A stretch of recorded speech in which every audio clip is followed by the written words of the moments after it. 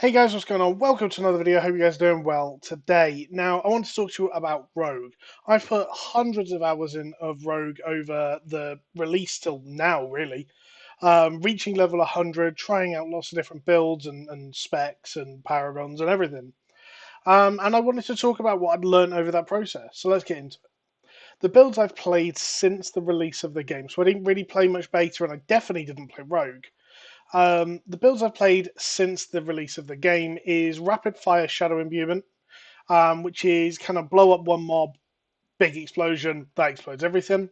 Barrage Shadow Imbuement, which was kind of my take on some of the more popular Rapid Fire build, which is the same concept. There's just more explosions, less damage.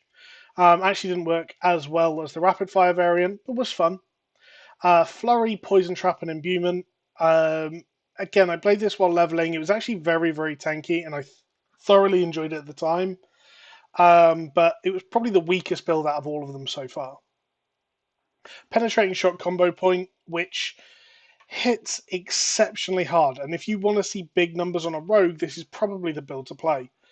Um, you then have the Penetrating Shot Trapper variant, which does something similar, slightly less big numbers, but a lot more utility with traps.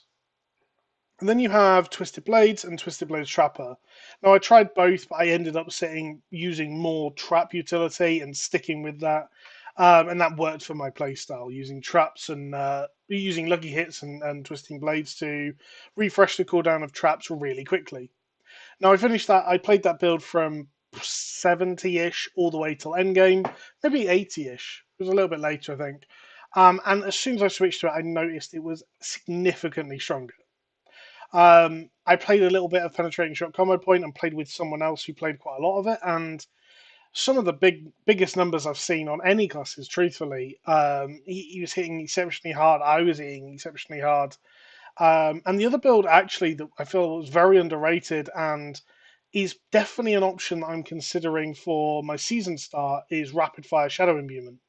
Now it does require a couple of aspects to get it going. Certainly the rapid fire kind of ricochet one, you definitely want that. But once you get it going, maybe like kind of late or early to late mid game. Uh, I said all three things then. Like kind of late campaignish, like 40s, 50s. I know we're not going to go through the campaign, but that sort of level. Um, it probably comes online. You can play it all the way through then and be very, very safe.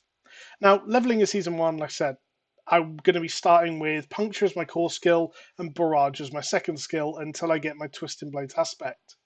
Now, once I get my Twisting Blades aspect, I'll be swapping to Twisting Blades and playing that for the majority of my leveling. I would have to get some very either good rolled aspects for another build or very good items for another build. What's really nice for Rogue is actually a lot of these items do switch across. So I can use the same helmet for Twisting Blades Trapper as I would for Penetrating Shot Combo Point. It would be very similar, if not exactly the same. Now, what did I learn? So Rogue is one of the squishiest classes in the game. Now, there's a couple of different complaints elsewhere about other classes. I mean, I know Necro's really struggling right now. Just generally, Sork seems to have the survivability, but not the DPS. Rogue seems to be quite squishy. Doesn't benefit from Fortify, so you are relying on kind of movement speed and escapism and using your utility as well as just blowing up packs. They do some of the most insane damage in the group, and that does help.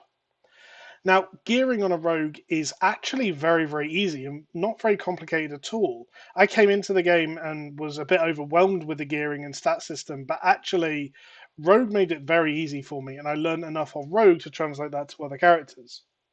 So for defensive pieces, I pretty much go for, and this is in no particular order, but damage reduction, armor, and life. That's it. Very, very simple. If I see three of those things on a defensive item, of which Blizzard actually defines what a defensive item is for you, what can you only put defensive aspects on? A helmet, chest, legs. Potentially, if you absolutely needed it, a ring. Boots are utility slots. Your gloves, your amulets, your rings, and weapons are all offensive slots. It defines where you want to find these pieces. On your offensive pieces, you want to find crit hit chance, crit hit damage, and vulnerable damage. Everything else then is just kind of cherry on top. Now, aside from that, you want to grab dex just pretty much everywhere you can. It's a very good stat filler.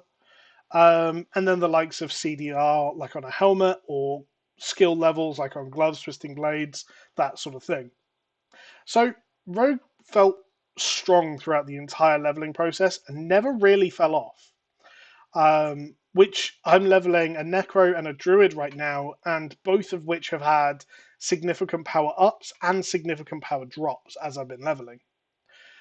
It's also one of the least unique reliant classes in the game. Now, don't get me wrong, in them dream scenarios where I could have a Shaco and a Doombringer drop, great.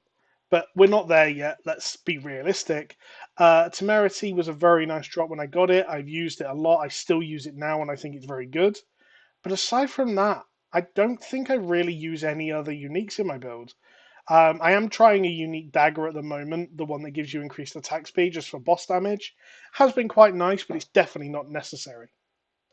And once you get like that twisting blade set up, you've got your 2 or 3 aspects, a couple of defensive aspects, of which I wouldn't sleep on with Rogue, by the way. Go and get your defensive aspects, it's worth it. You can easily carry groups through content, and I mean, doing Elias at like 58, me and a barbarian was amazing fun, and I felt like that fight was really, really cool to go and kind of test level, like power levels at that point. And that was before I learned how to really gear. So season one's going to be really interesting. I think it's going to be a lot easier for people to progress. But right now, that's kind of what I've learned about Rogue. Any questions, leave them in the comments. I'm going to be doing this over all the different classes as I reach sort of maybe 100 hours played, or like 60, 70 level at least. And yeah, so thanks for watching, guys. Catch you later. Goodbye.